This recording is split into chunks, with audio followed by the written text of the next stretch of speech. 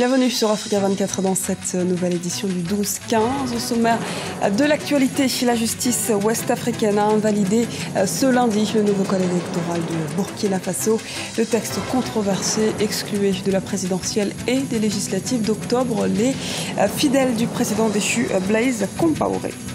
Crise au Burundi, le président ougandais Yoweri Museveni est en visite dans le pays ce mardi. En sa qualité de médiateur, il espère amorcer de nouvelles discussions autour du report de l'élection présidentielle prévue le 21 juillet. Et puis, passage de l'analogique au numérique en Côte d'Ivoire. Le processus de libéralisation de l'espace audiovisuel démarrera dès l'année prochaine. État des lieux à suivre dans ce journal. Mais avant de développer ces titres, en Guinée, Moussa Dadis Camara a de nouveau été entendu ce lundi par la justice guinéenne durant ces 9 heures d'interrogatoire, tout en rejetant les 3 chefs d'inculpation retenus contre lui.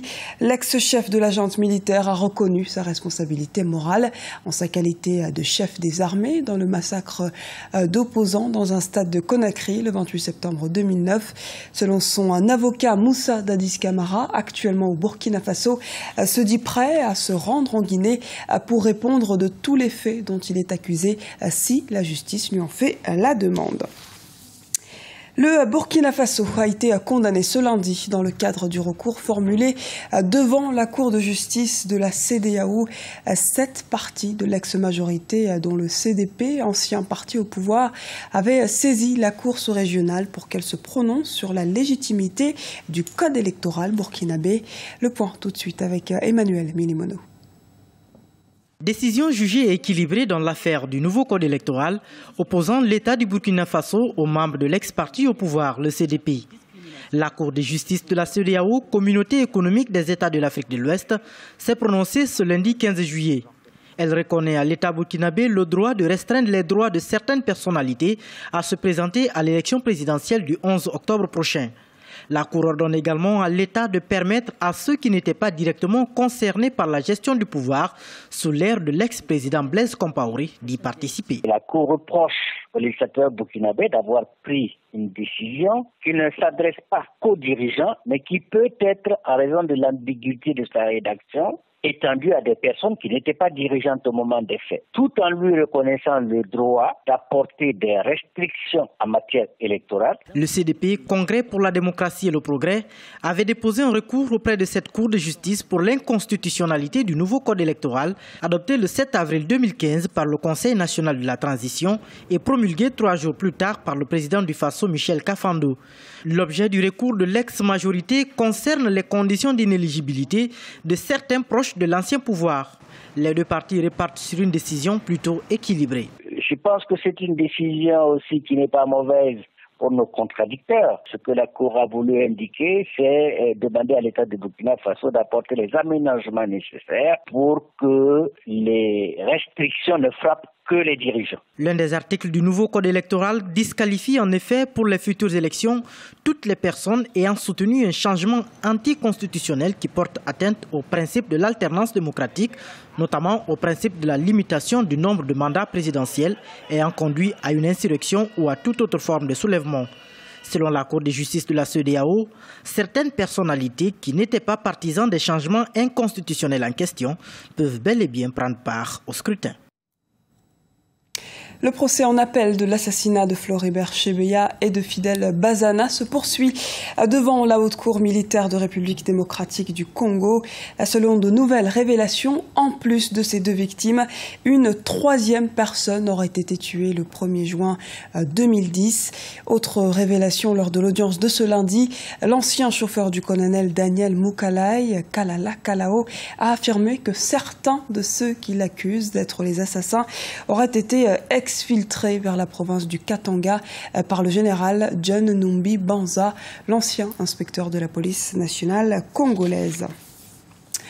Visite du président ougandais Yoweri Museveni au Burundi ce mardi en sa qualité de médiateur dans la crise au Burundi. Cette visite de 24 heures tentera de désamorcer la crise politique et d'aller à la rencontre des acteurs clés. Les précisions à Darwa à Barkala. Une visite de 24 heures pour désamorcer le conflit au Burundi. C'est la mission de médiateur confiée au président ougandais Yoweri Museveni lors du dernier sommet de la communauté est-africaine à Dar es Salaam le 6 juillet 2015.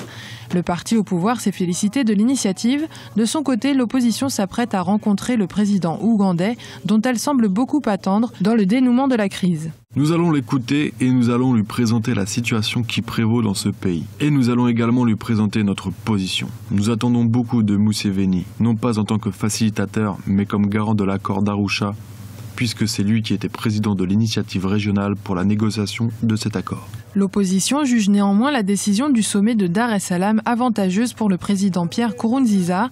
D'autre part, le président Yoweri Museveni est réputé favorable au parti au pouvoir. La question qui se pose pour le président Museveni, d'abord, Museveni est proche du président Kagame, Kagame qui est opposé à ce troisième mandat du président Nkurunziza.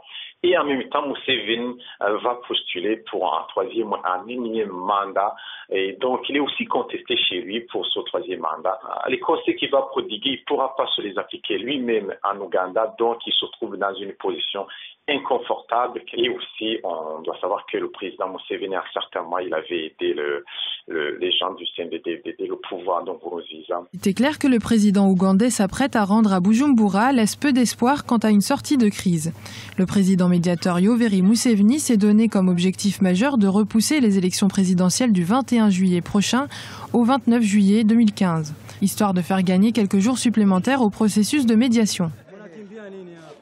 Libéralisation de l'espace audiovisuel en Côte d'Ivoire. L'agence de gestion des fréquences radioélectriques est en charge de l'attribution des fréquences aux télévisions et radios. L'organisme rassure les professionnels du secteur. Les précisions dans ce reportage d'Olivier Conan, notre correspondant en Côte d'Ivoire.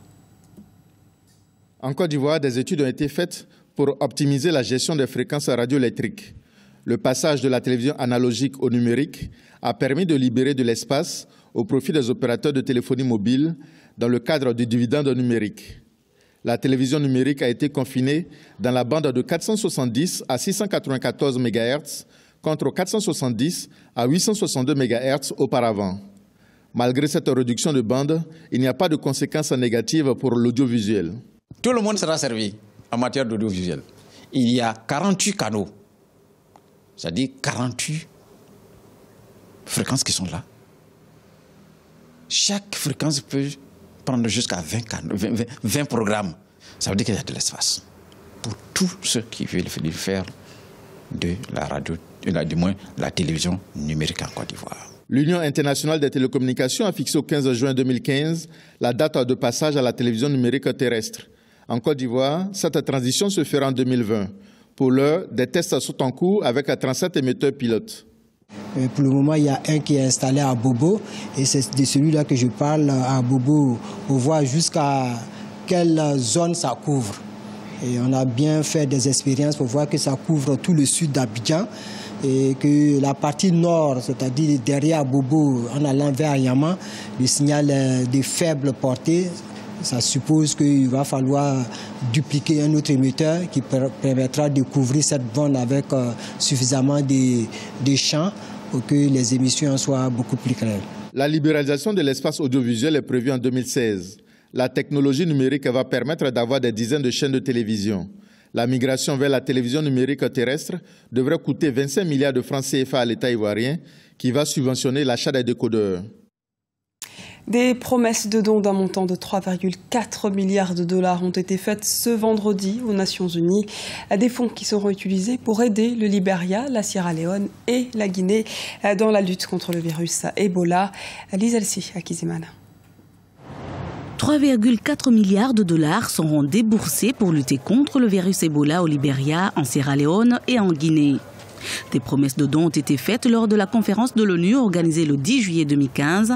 Objectif, aider les pays qui ont été touchés par la fièvre hémorragique à se reconstruire et faire face à Ebola. ce qui manquait un peu aux pays africains, c'était les moyens financiers pour pouvoir avoir les moyens pour pouvoir éradiquer Ebola. Aujourd'hui, le continent est touché, le monde entier s'est mobilisé pour pouvoir éradiquer Ebola. Et si vous arrivez aujourd'hui sur le continent africain, il y a des dispositions qui ont été prises dans tous les pays pour pouvoir, protéger et puis lutter contre ce phénomène, ce fléau qui gangrène le continent pour l'instant. Mais je pense qu'avec les moyens qui ont été alloués par la communauté internationale, je pense qu'on va arriver aux fins escomptées. Pour ma part, je pense qu'il faut être optimiste dans ce sens. Ces dons vont être injectés dans la reconstruction des infrastructures sanitaires, mais aussi dans la relance de l'agriculture. Ils vont servir également à inciter les entreprises à réinvestir dans ces 3 pays qui ont été durement touchés par l'épidémie Ebola. Une occasion de repenser aussi aux stratégies de lutte contre ce virus au niveau continental. La fièvre hémorragique à virus Ebola est un révélateur de la fragilité de la plupart de nos systèmes de santé. Nous ne devons plus nous voiler la face. Ebola montre le fossé impressionnant qui sépare nos stratégies de l'efficacité qu'elles devraient avoir sur nos défis sanitaires. La Sierra Leone et la Guinée font toujours face à des cas du virus, tandis que le Libéria, qui l'avait éradiqué au mois de mai, a annoncé avoir découvert 2 autres cas la semaine dernière. Les principales promesses de dons de lutte contre ce virus viennent de la Banque africaine de développement, de la Banque mondiale, de l'Union européenne, du Royaume-Uni, de la Banque islamique de développement, des États-Unis et de l'Allemagne. C'était le journal de la rédaction. Merci de nous avoir suivis. À retrouver dans un instant une nouvelle édition du 12-15 sur Africa 24.